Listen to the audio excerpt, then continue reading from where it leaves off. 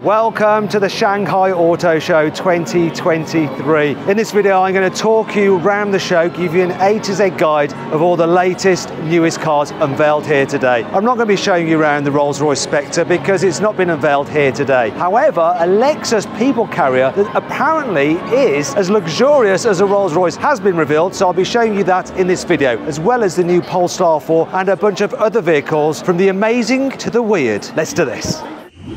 Buy, sell, car. Wow. Wealthy people in China don't mess around with camper vans. Instead, they go for something like this. It's called an armadillo. And what they've done is taken a Mercedes Actros 4x4 truck with proper hardcore off-roading capability and converted it into a motorhome with very, very high technical specification. I'll just put in the passcode to gain access. That was the wrong code. And that is the right code. Now the steps lower. Now the quality of these steps gives you an idea of the quality of what you're about to see inside this truck. It is absolutely incredible. The idea with this is that you can take it into the wilderness and live in it. So come and have a look inside. First of all, let me show you the kitchen area here. We have a hot plate, we have a sink, the drawers feel expensive. Then we have the dining area here with some seats. You've got your television, but the table can actually lower down into the ground. And then you can lower a bed here and take it up in this area, a full-size double bed. Well, sort of full-size. Now moving to the back here, you have two more beds. As you see, they're arranged in a bunk bed design. We also have a cooker here, your fridge, plus your freezer, all your provisions. But where is the toilet? That's going to be important. Although I suppose if you're in the wilderness, you can just do what a bear does and in the woods. If you don't want to do that though, you have a fully equipped bathroom. So there is the toilet. Here we have the sink. There's a washer dryer and the all-important full-size stand-up shower. This thing doesn't come cheap though. If you want one of these crazy trucks by Armadillo, it will cost you around £500,000. This is the quickest version of the BMW 7 Series, though it doesn't have a 4.4 litre twin turbo V8. No, it's got two electric motors because it's the i7 M70. Puts out 660 horsepower and 1,050 Newton meters of torque. It'll go from 0 to 60 miles an hour in just 3.7 seconds. It'll do a range of just under 350 miles. It's not the most expensive BMW though here. Oh no, that accolade goes to this car, the new BMW XM label red. So it's a higher performance version of the XM. It's got a 4.4 litre twin turbo V8 mated to an electric motor. Combined, the system puts out 748 horsepower and 1,000 Newton meters of torque. The result is 0 to 60 in 3.8 seconds. So it's quick, but not bonkers quick. What is bonkers about this vehicle though is A, the price, £170,000, the most expensive BMW you can buy, and two, the design. You know why it's got its name, right? Red accents. So when it's combined with this black paint, sort of reminds me of the A-Team van. You're not going to be able to unsee that now, are you? This is the BYD Seagull. Sounds like a silly name, but the good news is it's also got a silly price. You know how electric cars are like really expensive? This isn't. It's going to start from around £10,000 in China. How can they do it so cheap? Easy. Rather than using a lithium-ion battery, they use a sodium-ion battery, which is less expensive. The downside is it doesn't charge quite so quickly, but the range is still good. The range-topping 40 kilowatt version will be able to do around 250 miles on a charge. Also has 100 horsepower. Does it feel cheap inside? Well, sort of, yes. Very scratchy plastics there. Though this is squidgy and nice. The design is quirky though, quite like that. But you know, £10,000 for an electric car. We need this to come to the UK. Bring it over, BYD, we'd love it. For completeness, I should show you two of the vehicles that BYD is showing here on its stand in Shanghai. There's that over there, it's a plug-in hybrid, and that over there is a concept car of a small SUV. They're less interesting than the Seagull, and not just because I like the name Seagull. Anyway, let's move on to the next stand. You need to know about this new car behind me. It's made by a Chinese company called Hi-Fi, and they're bringing their cars to Europe, including the United Kingdom. So we will be getting this thing. It's called the Y. after, yeah, the Tesla Model Y. No, it can't be that. Anyway, it is a competitor to the Tesla Model Y. It has a 76 kilowatt hour battery, 2 electric motors, and 500 horsepower. It'll be a bit more expensive than the Tesla Model Y. Supposedly it's more luxurious. If you find this interesting with its crazy doors, wait till you see another car Hi-Fi bringing to the UK. It's bonkers. Look at this. You'd think it was a concept car with the crazy lights, which you can actually personalize and change the animation. It's not though. It's a production vehicle. It's called the Hi-Fi Z. You should see the inside and the infotainment screen. It's on hydraulic rams, which will move it about. Completely unnecessary, but quite interesting. So let's get to the sensible stuff. It has a 120 kilowatt hour battery pack, which is quite large. The range it gives you is 440 miles. It's also got a lot of performance. 0 to 60 in 3.8 seconds, which is to be expected when you find out that it's actually got 660 horsepower. It's a 4-seater saloon though. Have a look inside. It's quite luxurious. Finally, we come to the Hi-Fi Model X. Actually, it's not called that. They've only stole half the name. It's the Hi-Fi X. Likewise, they've only stole half of the Model X's gull-wing doors. Only half of them open and flap. Anyway, it's a large size electric SUV like a Model X. It has 590 horsepower and can do 0 to 60 in 3.9 seconds. The range from this car, even though you can get it as a 6-seater, is over 400 miles. And yes, it's coming to Europe and the UK. If you think that the likes of Audi, BMW and Lexus have cars with grills that are too big, they got nothing on this car. It's the Jack RFM and the grill is so big it's actually larger than the entire front of the car. What's that all about? Let's say you're a millionaire and you need a luxury SUV that really stands out from the crowd, and of course you need it to be electric. Well, how about this? It's called a Coleman ZR, ZR standing for zirconium. So it's only a concept for now, and it's actually been designed by the same chap who used to be design director at Italian design house Bertone. Kind of looks a bit mad, like someone's taken a picture of a normal SUV, put it in Photoshop, and then hit the crystallize button. Yeah, if you're a photo editor, you'll know exactly what I mean. I've just dropped by the Lamborghini stand because I wanted to check out the new Revuelto, I hope I'm saying that correctly, in person. I've already done a video on it, so if you want all that information, click on the pop-out banner up there. I wanted to see what it looked like in the metal, sorry, carbon fibre. I think I prefer the front on the Aventador. Let's move down the side. Very similar in profile to the Aventador. Obviously, classic scissor doors like you have on a V12 Lamborghini. The inside, it's a step up in terms of quality over the Aventador, though I'm not entirely sure about the digital driver's display. It looks a little bit just stuck on. I like the rear of this car though. It's all nicely integrated with these exhaust pipes, extremely mean looking. And this, I can't quite get my head round. There is no cover to the engine. Rain's just going to get all over your V12. Surely it's going to have a cover.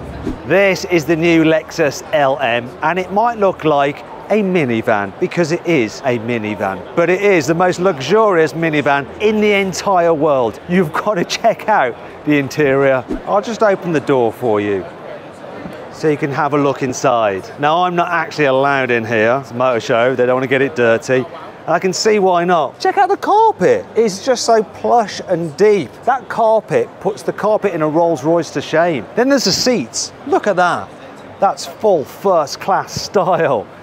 Obviously they're electrically reclined. You've got heating, you've got cooling, places for your mobile phone there. You can control all the functions in the cabin using a tablet.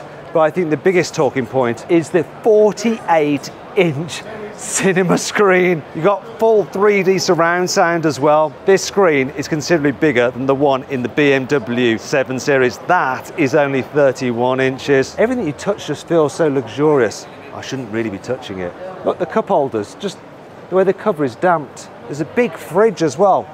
I'm not supposed to show you this, but there we go, fridge in there. I think this is the ultimate way to travel back from the airport. Absolutely luxurious. Full disclosure, I just got thrown off the stand for touching the car. It's a bit embarrassing. so I'll have to continue giving you information from here. This MPV is actually based on the same platform as the Lexus RX, and there's two versions. This is the 500h, the top of the range. You can also get different interior configurations. This is the super luxurious two-seater in the rear, but you can have one that has 4 seats in the rear if you need to carry more passengers. But it's got all the luxury technology you need. There's special insulation in the wheel wells to reduce noise coming from the road and entering the cabin. Then you have sound cancelling software piped to the speakers in the cabin to reduce noise on the inside. Should be very pleasant to travel in. Going to be expensive though, this thing. It's going to start from around £80,000, and for this top of the range version you're looking at around £150,000. We all know about autonomous vehicles, but how about autonomous charging? Well, Lotus has this solution here. The idea is that you drive your car up to a parking lot, then this robot will come along and charge your vehicle for you. You just get out and go to the shops, forget about it. This can actually charge at almost 500 kilowatts. So within 10 minutes, the car is 80% full. So by the time you return with your shopping, you've got a full battery and you're good to go. And once it's done charging, it will take the charger out and you can just drive off. Brilliant. I've just noticed something funny about this Electra that was being charged, and that's the badge. It doesn't say Lotus, it says Lotus Neo, which is new. Why is that? The reason is that the old importer for Lotus vehicles in China still owns the brand name Lotus in China, so they're in negotiations to buy that from him. But until then, they're having to badge the cars as Lotus Neo. Will these cars be worth more in future? Because for a very short period of time, the Electra will have that badge, and then eventually, once they're done the deal, it will have just Lotus on the front of it. I just thought I'd take a break on the Nissan stand. There's this interesting looking car behind me. It's called the Maxed Out Concept. It's a two-seater roadster with crazy wheel design and a very quirky interior. That's not new though, it was revealed about 2 years ago. I think this is new. Some chunky looking SUV concept car. I can't get any information on it at all. Tried to speak to the Chinese people in charge of it, but it's a bit of a language barrier going on. Looks kind of cool, whatever it is. This is a new Polestar 4. It's a sporty SUV coupe, the same class as a BMW X4, maybe a bit lower though, and obviously all electric. Like the design of the front here. Cool split lights, smooth front. Moving down the side, you can see the shape of it with the sloping rear end, poppy outy door handles, which I can't make pop back in. Huge alloy wheels, 22 inches. And the weirdest thing ever, you've got to see this. Polestar have ditched the rear window. What is that all about? It does make the back end look very unusual. I'm not sure if I like that. Let's see if it's better on the inside. Oh yeah, I like a bit of this. Very nice here on the inside, the Polestar 4. To see what's behind you, you have a live camera feed which is displayed here. I actually prefer a mirror because you get depth perception. You don't with the camera feed, but it does the job. It's just weird looking over your shoulder and just seeing that it's not got a back window. Anyway, interior feels very nicely made. This is actually 3D printed, so it's not for production, but it looks the part, and it seems to have lots of storage space down here and here. We've got a digital driver's display, very, very clear. Then a huge main infotainment screen, once again, really sharp, really clear. I like the design of the dash, this like stepped feature that we have here, and the different use of materials. Obviously, I don't think there's any real leather in here. What you feel here and here is probably artificial leather, Polestar being a very eco-conscious brand. But yeah, I do like the inside of this car. Let's check out the back seats. So here's the reason for the car not having a back window. It's allowed Polestar to move the rear bulkhead backwards. As a result, the roof extends further backwards, and so there's more headroom here in the back than there would otherwise have been with that sloping roof line. Also, it gives you a sense of being cocooned, because if I open the door, you'll see this part here extends in front of my shoulder. It's sort of like what you expect in a luxury car. And it does feel very luxurious here in the back. Plenty of knee room, place to stretch out as well, lots of footwell room. The under thigh support is okay because the seat base is really deep, though you do still find that your knees are a bit higher than they are in some other cars because you've got the batteries underneath the floor. But other than that, it's a lovely car to sit in, and I like the way they've got these goldy seat belts that just help lift the cabin. I like it. Now let's check out the boot. You probably think it's going to open here, a little hatch to put things into the storage area, but no. The whole tailgate lifts up and you have 500 litres of space, which is a decent amount. But that does beg the question, what the heck is this panel for? Is it a spoiler that pops up when you're going over a certain speed? Well, no, it doesn't move. It doesn't do anything. They put this cutaway in there to just make sure the back end doesn't seem so slabby because it hasn't got a window. There'll be two versions of the Polestar 4 available. There's the single motor version, which is rear wheel drive. It has about 270 horsepower and can do 0 to 60 in just over 7 seconds. Then there's this version, which is the dual motor model, and it has 540 horsepower and can do 0 to 60 in 3.8 seconds. Both cars have a 102 kilowatt hour battery with a maximum range of 370 miles. Prices start from around £55,000. The Polestar 4 will sit between this, the Polestar 3 and the Polestar 2 in the range. You might be thinking, wait a minute, surely the 4 should be called the 3 and the 3 should be called the 4 because it's larger. It's like BMW X5 size. But Polestar doesn't name its cars like other car manufacturers do. It names them in the order that they come out. So first there was the supercar, expensive Polestar 1 hybrid craziness. Then there was the Polestar 2, which is a Tesla Model 3 rival. Then there's this, the Polestar 3. Like I say, it's an electrified BMW X5 size vehicle. And now there's the Polestar 4, which is an X4 size coupe-like SUV. Then there'll be the Polestar 5, the Polestar 6, the Polestar 7, and you basically get the idea. This is the back of a man from Porsche, but if we move this way slightly, you'll see the new Cayenne, although it's not actually completely new, it's more of a facelift. They've redesigned the front bumper and made the lights a little bit more aggressive. The facelift sort of reminds me of the facelift they made to the original Cayenne to make it less ugly. There's also some changes around the back, if you follow me. You'll see it's a little bit more pert here at the rear. Love a full-length light bar. They've updated the engines too, made them more powerful, and the Cayenne S now gets a twin-turbo 4-litre V8 instead of a 2.9-litre V6. Let's go and have a look at the inside, and we'll have to use this car because that one is super busy. They've redesigned the dash. The most noticeable change is this. You've got a curved screen for the instrument dials, like in the Taycan. You can also get another screen over here for the passenger. I think Porsche might have copied Ferrari with that idea. There is some bad news though. This is the Turbo GT, my favourite version of the Cayenne, but unfortunately we won't be getting it in Europe because of emissions regulations. Damn it. I have found the coolest brand here in China. It's called Tank. They called the brand Tank. How awesome is that? And this car is a bit of a tank because it's a proper off-roader. It's China's version of the Toyota Land Cruiser. Proper ladder frame chassis. You can get it with a pure petrol engine. No electrification nonsense. It's supposed to be tough and rugged. I just wish the model name was as cool as the brand name. So it's called the Tank. Yes, good. But then 500 High 4-T. Just call it Tank. China is really leading the charge when it comes to electric cars, with new brands popping up all over the place. This is another new brand. I'm reading it as Yang Wang, and any car brand with the name Wang in the title gets my vote. I think it's actually pronounced Yang Wang.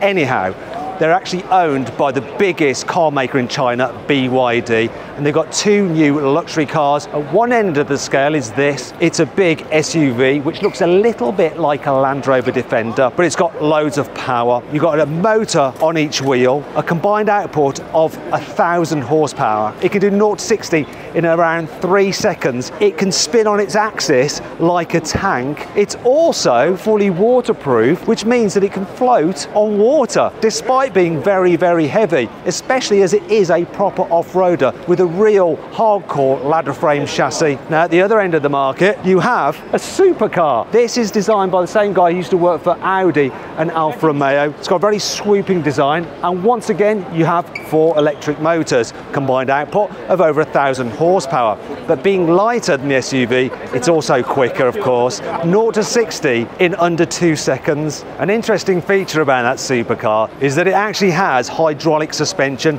which allows it to jump up and down on the spot. Why you need that feature? I don't know. Anyway, both these vehicles cost around £125,000, but which would you go for? I'm probably going for that. This is the new Xpeng G6, and it's essentially a Tesla Model Y rival. That sums it up. That's enough. I'm going. The last car I'm going to show you is the Zeekr X. So it's sort of Volkswagen ID3 in size, but it's got some very interesting features. So if you come here, and if I push past these people, they don't mind. There are no door handles. Instead, you open the door by pressing this button, and it opens automatically, like on a Rolls Royce. Then when you want to shut it, it'll do it automatically once it's sat on the seat. Some other interesting features are you have a big infotainment screen in the center, but it can actually move across the dash, depending on whether the passenger wants to look at it or the driver. Then here, if you look at the back seats, this has 2 individual chairs. You can get it as a 3-seat bench if you prefer. I'm going to shut the door because that music's pretty terrible. It's not working. Oh well. One of the interesting things about this car isn't just the fact you've got the funny doors, the funny infotainment screen, but the fact it has decent performance. So there's a single motor version, and that puts out 270 horsepower, but there's also a 430 horsepower version, which will do 0 to 60 in 3.7 seconds. That's obviously got dual motors and all-wheel drive. In terms of the range, well, on a full charge, this car might be able to do up to 350 miles. Well, that's it. I think that's a wrap. I'm absolutely knackered. So I've come back to the Rolls Royce stand to take a rest here on the special seats you can get for the Rolls Royce Cullinan. Oh, very lovely. Anyway, I hope you all enjoyed the video. If you did, give it a like. Let me know which is your favourite car of the show in the comments below. Click on those windows there to watch some more videos, and on that box there to go to Car Wow to sell your car the easy way. Just upload some photos, give a brief description, then dealers all across the country will bid on your car. It's simple.